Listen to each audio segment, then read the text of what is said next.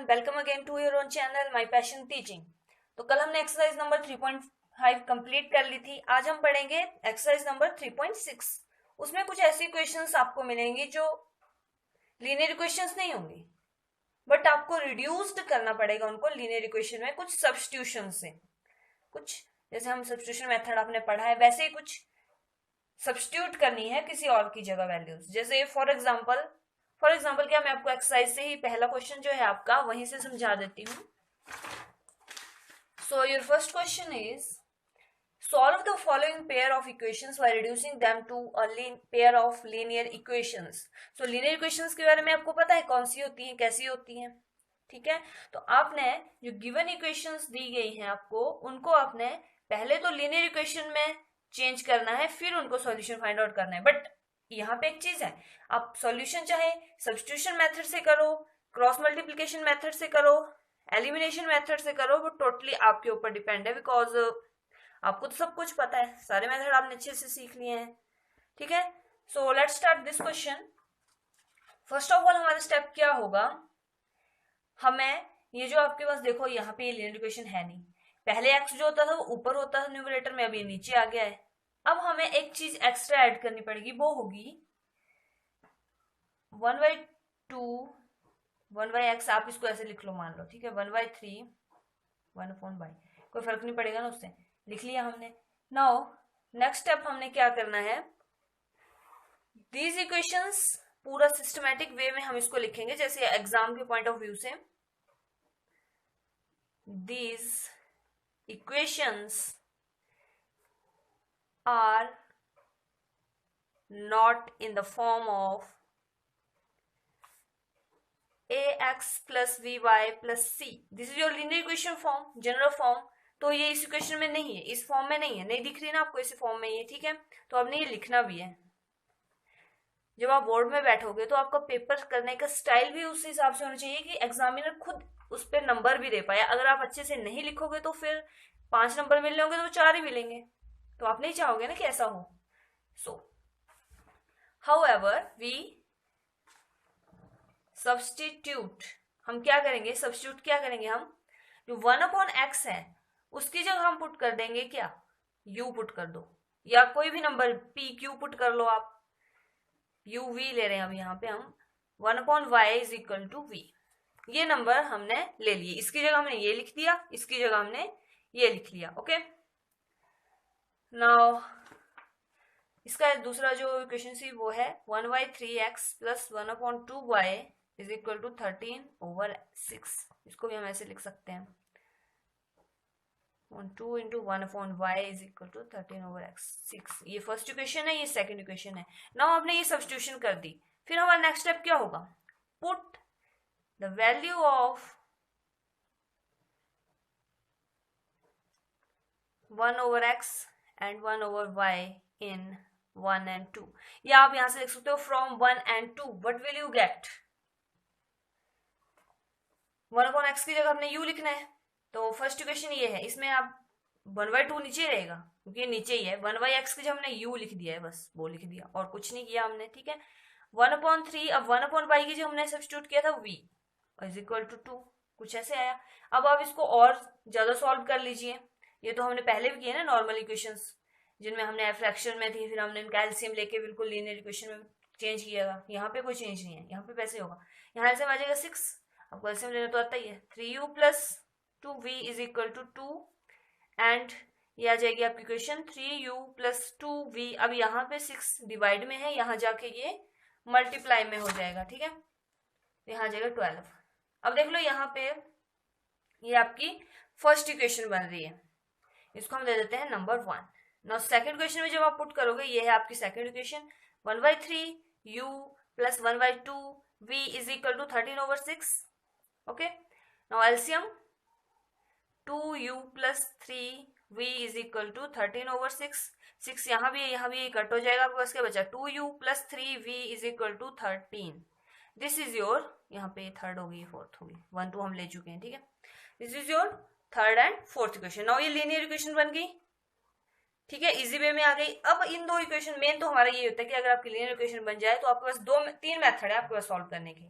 या तो substitution method लगा दो आप, या एलिमिनेशन मेथड लगा दो या क्रॉस मल्टीप्लिकेशन मेथड लगा दो, ठीक है, वो आप पे डिपेंड है। तो मेरा पर्सनल फेवरेट है एलिमिनेशन मेथड, तो वो तो मैं तो उससे यूज करूंगी। अगर आप चाहो आपको कोई और मेथड काफी अच्छे से समझ आ गया हो तो आप उससे कर लीजिए, वो डिपेंड करेगा आप पे, आंसर आ जाएगा। बस आपका बिल्कुल एक्यूरेट होना चाहिए और माइनस प्लस का आपने अच्छे से ख्याल रखना है, ठीक है। नाउ हमने क्या लिखना है अब, नाउ यूजिंग एलिमिनेशन मेथड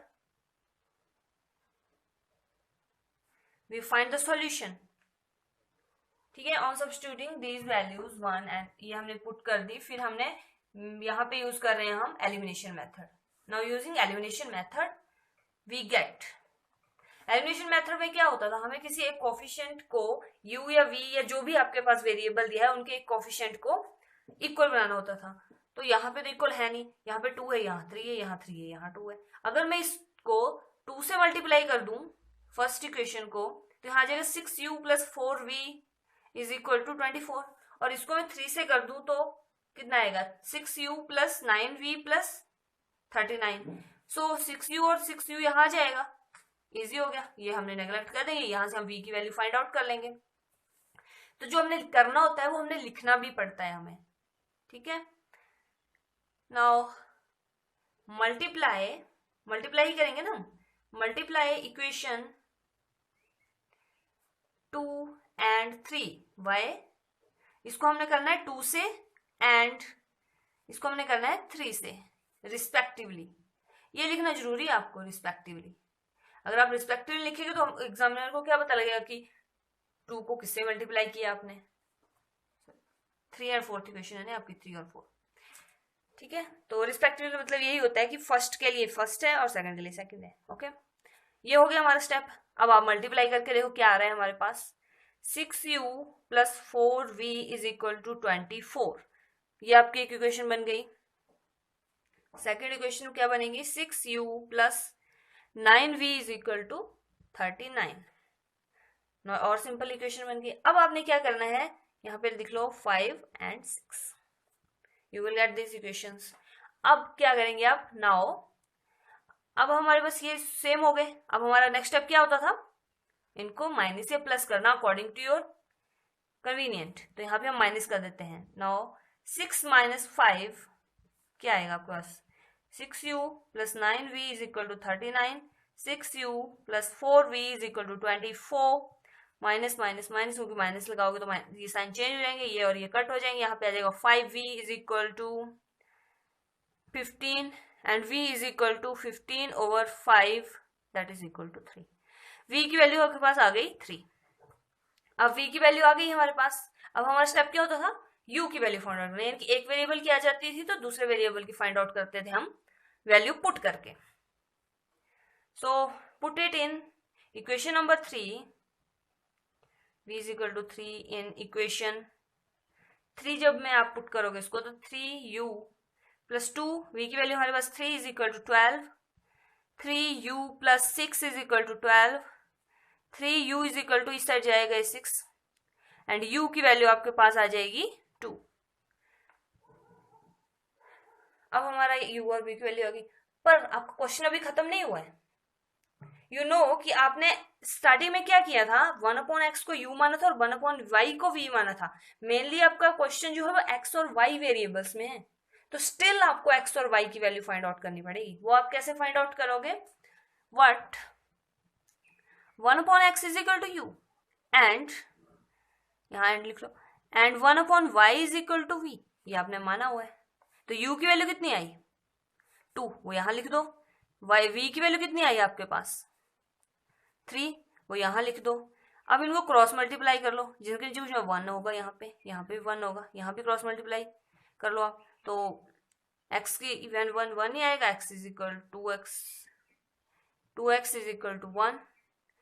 कई बार ऐसा होता है कि हम जल्दी जल्दी में ऐसा करते हैं कि यहाँ पे x इज इक्वल टू 2 आ गया, बट ऐसा नहीं करना, हमने क्रॉस मल्टीप्लाई करना है, ठीक है। तो 1 इंटू 1 x इंटू 2 2x, तो x की वैल्यू कितनी आई 1/2, x की वैल्यू आ रही है 1/2, और y यहाँ पे भी हम क्रॉस मल्टीप्लाई करेंगे तो 3y इज इक्वल टू 1 और y की वैल्यू आ रही है 1/3। So therefore x is equal to 2 and x 1/2 and y is equal to 1/3 is your answer.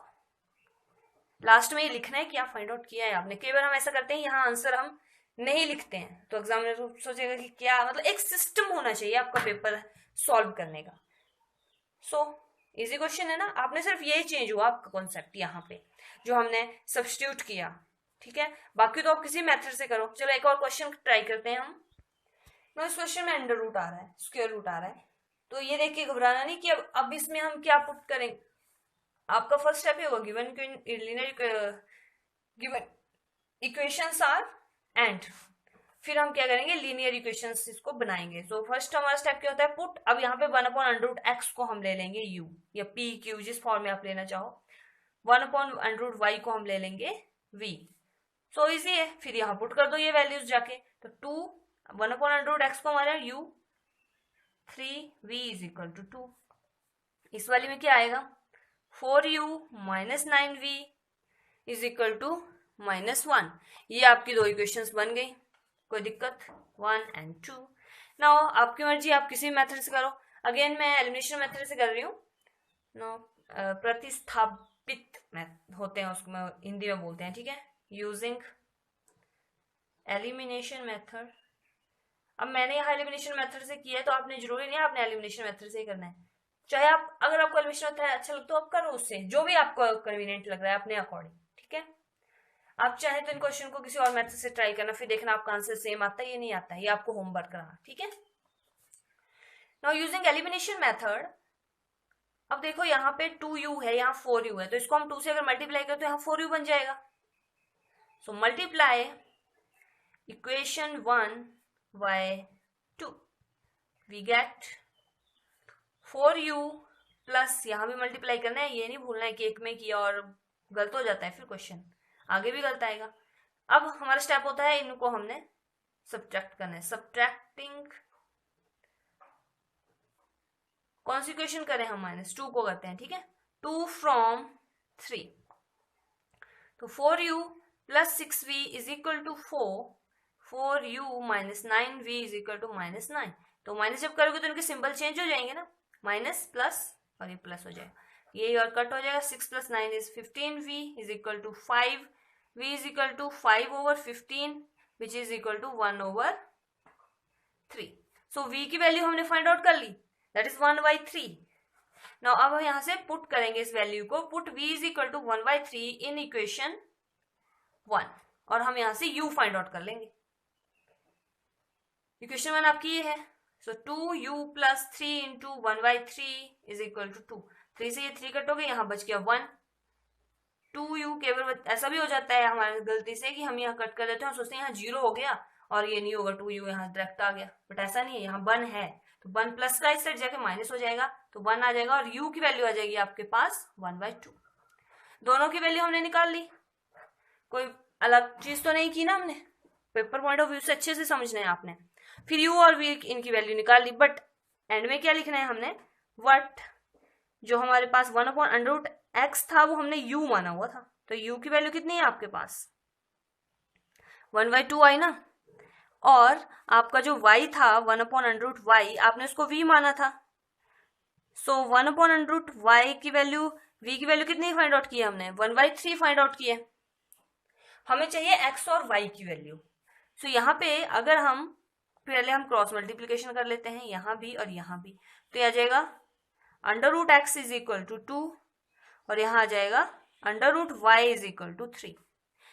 अब अंडर रूट को ऐसे हटाते हैं हम, जैसे हमारे पास 3 होता है तो हम इसको ऐसे लिखते हैं ना √3 × √3 या फिर √3 का होल स्क्वायर, तब 3 आएगा नॉर्मल, तभी आएगा ना ये। तो इसमें भी अगर हम स्क्वेयरिंग कर दें, स्क्वेयरिंग बोथ साइड्स, स्क्वेयरिंग कर दी हमने तो हमारे पास यहाँ आ जाएगा √x का होल स्क्वायर एंड 2 का होल स्क्वायर, और इस साइड आ जाएगा √y का होल स्क्वायर = 3 का होल स्क्वायर। तो यहाँ पे आ जाएगा x = 4 and y = 9। These are your answers। कोई दिक्कत वाली बात नहीं है इस क्वेश्चन में भी, काफी इजीली हमने ये क्वेश्चन कर लिया। बस यहाँ पे थोड़ा ये याद रखना है कि हमने ये क्या चेंज करना है, उससे अकॉर्डिंग ये आपका लीनियर इक्वेशंस में चेंज हो जाए, तो उसमें भी ज्यादा कॉम्प्लिकेशन की बात नहीं है, इजी क्वेश्चंस ही आते हैं आपको, ठीक है। Let's try another question. So ये आपका लास्ट पार्ट है फर्स्ट क्वेश्चन का। तो इसमें देखो अब x और y के अलावा भी टर्में आ गई, तो यहाँ पे आप क्या करोगे? ज्यादा सोचने वाली बात नहीं है, कोई डिफिकल्ट क्वेश्चन नहीं है, बट यहाँ पे भी आप क्या करोगे? Put 1/3x plus y is equal to u and 1/3x minus y is equal to v। एक चीज और ख्याल रखनी है, जो दोनों में है वो सेम आना चाहिए। ये जो आप जिस चीज को मान रहे हो, ये ऐसा नहीं हो कि यहाँ पे कुछ और लिखा है, यहाँ पे कुछ और लिखा है और आप ऐसे ही माने जा रहे हो, दोनों में आनी चाहिए। तो जब आप u और v मान लोगे तो ऊपर वाली टर्म क्या आएगी? u plus v is equal to 3/4। ठीक है, ये क्वेश्चन बन जाएगी। जब यहां करोगे तो 1/2 इंटू u/2 आएगा प्लस माइनस 1 सॉरी, यहाँ पे जब आप पुट करोगे तो आपके पास आ जाएगा u/2, ये याद रखना 2 है, ऐसा नहीं कि नेग्लेक्ट कर देना है, ठीक है, minus v/2 that is equal to -1/8। और इसको हम और सॉल्व कर सकते हैं, वो क्या आएगा? 2 दोनों में ही पहले से एलसीएम है, तो यहाँ डिवाइड में वहां जाके मल्टीप्लाई हो जाएगा, -2/8 that is u minus v is equal to -1/4। तो this is your second equation. एक इक्वेशन आपकी ये बन गई और ये इक्वेशन आपकी एक ये बन गई। तो इसको आप चाहे किसी भी मेथड से सॉल्व कर लीजिए, वो आप पे डिपेंड करता है, ठीक है। या अगर आपको यहाँ भी कॉम्प्लिकेटेड लग रहा है तो आप यहाँ पे है 3/4, तो यहाँ आप 4 से मल्टीप्लाई कर लो, ऐसे लिख लो 4u plus 4v is equal to 3, ये बना दो, और यहाँ पे 4 से इस साइड मल्टीप्लाई कर लो तो 4u minus 4v is equal to -1। ये और सिंपल हो गई। अब यहाँ से तो इजी रहेगा, आप इनको डायरेक्ट प्लस कर दो, इसमें तो कुछ चेंज भी नहीं करना, ये और ये कट हो जाएंगे, 4u plus 4u 8u is equal to 2, तो u की वैल्यू वहां से 1/4 आ जाएगी, और u की वैल्यू 1/4 आ गई तो वहां b की पुट कर दो, एंड में आपने फिर इनमें पुट कर देनी है इज इक्वल टू जिसके बराबर आपने लिया। तो इजी क्वेश्चन है ना। तो अब हम स्टार्ट करते हैं क्वेश्चन नंबर 2। सो आपको स्टेटमेंट के क्वेश्चंस भी काफी समझ आ गए होंगे, अब तो हमने काफी स्टेटमेंट्स वाले क्वेश्चन कर लिए हैं, ठीक है। तो let's start question number 2 first part.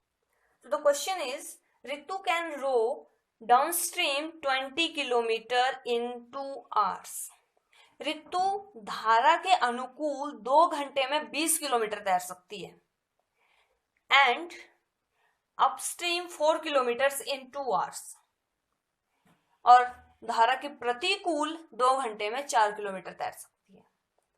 तो हमें फाइंड आउट क्या करना है? स्पीड फाइंड आउट करनी है उसकी, कि कितने में वो जो नॉर्मल, जब आपका पानी जो एक जगह स्थिर हो जाएगा तो उसमें कितनी होगी उसकी, और साथ में speed of the current. Current का मतलब वो नहीं बिजली वाला, जो आपकी पानी जब बहता है वो वाला, उसका करंट कितना होगा। सो फर्स्ट ऑफ ऑल आपको समझने की जरूरत है कि what is downstream and what is upstream. So downstream क्या होता है? जैसे आप पानी में तैर रहे होते हो, ठीक है, तो पानी मान लो ऐसे इस वे में बह रहा है, इस साइड को चल रहा है, ऐसा ही होता है ना, ऊपर से नीचे को ही आता है पानी, ऐसा तो है नहीं कि नीचे से ऊपर की तरफ चढ़े, ठीक है। तो ऐसे वाले बोलते हैं डाउनस्ट्रीम। स्ट्रीम होता है किसी नदी का बहाव, डाउन साइड ही जाता है वो हमेशा। तो मान लो आप यहाँ पे आप तैर रहे हो, यहाँ कोई पानी की स्पीड है, पानी साइड हो जा रहा है, तो इस साइड को फास्टली तैर पाओगे ना, स्विम कर पाओगे इजिली। तो अगर आप यहाँ से अपोजिट डायरेक्शन में स्विम करो, यहाँ पे हो आप और पानी इस साइड को बह रहा है, अगर हम इस साइड से अपोजिट डायरेक्शन में स्विम करना स्टार्ट कर दें तो हमें प्रॉब्लम आएगी, हम स्लो स्विम करेंगे, ऐसा ही होता है ना। तो वैसे यहाँ कंडीशन है, ऋतु जो है वो पानी के बहाव के अकॉर्डिंग जिस साइड वो पानी जा रहा है तो 2 घंटे में 20 किलोमीटर तक जा रही है, ठीक है। और अगर उल्टा उसको बोला जा रहा है कि अपस्ट्रीम चले तो 2 घंटे में सिर्फ 4 किलोमीटर ही जा पा रही है। तो हमने उसकी स्पीड फाइंड आउट करनी है कि कितनी स्पीड से वो पानी में तैर सकती है जब पानी एकदम स्थिर हो, जब पूल वगैरह होते हैं ना, वहां पे एकदम एक जगह स्थिर होता है पानी, ठीक है। तो वहां पे मतलब उसमें स्पीड कितनी होगी, एवरेज टाइप निकालनी है आपने, और जो पानी है वो कितनी तेजी से बह रहा है वो भी आपने फाइंड आउट करना है। तो जो हमें फाइंड आउट करना होता है हम वही अज्यूम कर लेते हैं, यू नो, जितने भी हमने क्वेश्चन किए हमने उनमें ऐसे ही किया। सो assume the speed of rowing in still water, वो कितनी हम मान लेते हैं x किलोमीटर पर आवर, ये होती है ना x किलोमीटर पर आवर से ये डिनोट करते हो आप। और दूसरी speed of current and speed of the current, जो हमारी पानी जो है वो किस स्पीड से बह रहा है उसको मान लेते हैं y किलोमीटर पर आवर। अब जब डाउनस्ट्रीम में होता है तो जो हमारी स्पीड जो है वो बढ़ जाती है ना। अगर हम जिस साइड को पानी बह रहा है उस साइड को स्विम करें तो हमारी स्पीड इजिली मूव कर पाएंगे हम, और हमारी स्पीड भी बढ़ जाएगी। तो यानी कि आपकी जो स्पीड होगी इन डाउनस्ट्रीम वो कितनी होगी, जो आपकी अपनी स्पीड है x प्लस जो स्पीड है करंटली उसकी, जो जिस वे में वो पानी बह रहा है आपका, ठीक है, तो वो प्लस हो जाएगा, है ना। और इन अपस्ट्रीम क्या होगा, वो हमारे लिए अपोजिट है, तो उसमें हमारी स्पीड कम हो जाएगी, x माइनस वाई हो जाएगी, फिर x minus y kilometre per hour. ठीक है। सो आपने एक फॉर्मूला पढ़ा है, distance divided by speed is equal to time. पढ़ा है ना आपने ये फॉर्मूला, काफी टाइम से आप इसको पढ़ते आ रहे हो। सो यही फॉर्मूला हम यहां यूज कर सकते हैं ना। अब हमें अकॉर्डिंग टू कंडीशन क्या दिया हुआ है कि ऋतु जो है वो अगर अकॉर्डिंग टू डाउनस्ट्रीम जाए तो वो 2 घंटे में कवर कर रही है 20 किलोमीटर। तो हम इस फॉर्मूला का यूज करके वहां कर सकते हैं ना। अकॉर्डिंग टू फर्स्ट कंडीशन आपका डिस्टेंस कितना है, डिस्टेंस वो कवर कर रही है 20 किलोमीटर, और डिवाइडेड बाय स्पीड, स्पीड हमने लिख ली, ये स्पीड है, ठीक है, स्पीड यहाँ लिख लो, स्पीड इन डाउनस्ट्रीम अपस्ट्रीम, तो वो होगी x प्लस वाई। और टाइम कितना लग रहा है हमें, 2 आवर्स। लो आपकी तैयार स्टेटमेंट, कोई दिक्कत आई नहीं इसमें हमें। तो अब हम यहाँ पे क्रॉस मल्टीप्लीकेशन कर देंगे, यहाँ 1 यहाँ आ जाएगा आपके पास, 2 से यहाँ मल्टीप्लाई होना है तो 2x plus 2y is equal to 20। और जितना इजी हम क्वेश्चन इक्वेशन बनाओगे उतना ही आपको आसानी रहेगी। तो 2 इन सब में कॉमन है, वहां हम कॉमन लेके नेग्लेक्ट कर देंगे, तो यहाँ 10, ये आपकी फर्स्ट बन गई। अकॉर्डिंग टू सेकेंड कंडीशन क्या होगा, जब वो डाउनस्ट्रीम में जा रही है तो उसकी स्पीड है 4 किलोमीटर गई ना वो, और उसकी स्पीड है x माइनस वाई, ठीक है। और यहाँ पे टाइम कितना ले रही है वो, सॉरी 2 आवर्स ले रही है, तो यहाँ पे भी क्रॉस मल्टीप्लाई कर दो आप, तो आपको ऐसा आ जाएगा 2x minus 2y is equal to 4, यहाँ से भी हम 2 कॉमन ले लेंगे तो x minus y is equal to 2।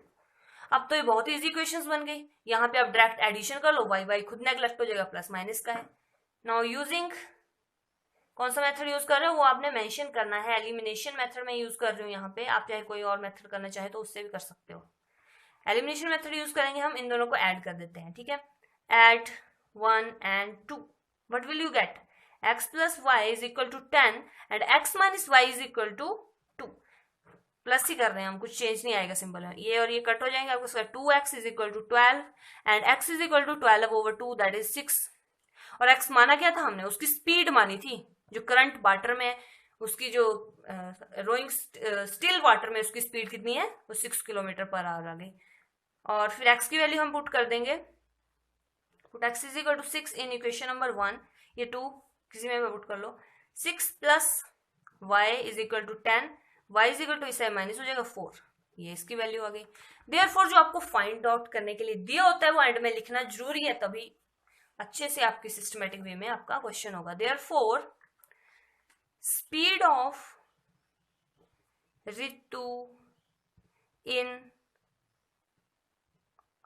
Speed of Ritu of rowing in still water कितनी आई हमारे पास, x मानी थी ना वो हमने, वो आपके पास आई 6 किलोमीटर पर आवर, ठीक है। और स्पीड ऑफ करंट जो हमने मानी थी, कितनी स्पीड से पानी बह रहा है, वो आई आपके पास 4 kilometre per hour. These are your answers, okay. तो इसका नेक्स्ट पार्ट जो है आपको लिनियर इक्वेशन बनाना आपने सीख लिया, करना आप चाहिए इसमें आपको ये है कि आप किसी भी मेथड से करो। सेकंड और इसका थर्ड पार्ट आप खुद कर लेंगे, इसलिए हमने इसमें सीखा क्या क्या है। सो फर्स्ट ऑफ ऑल हमने क्या सीखा, what is linear equations, linear pair equations first of all हमने सीखी हैं।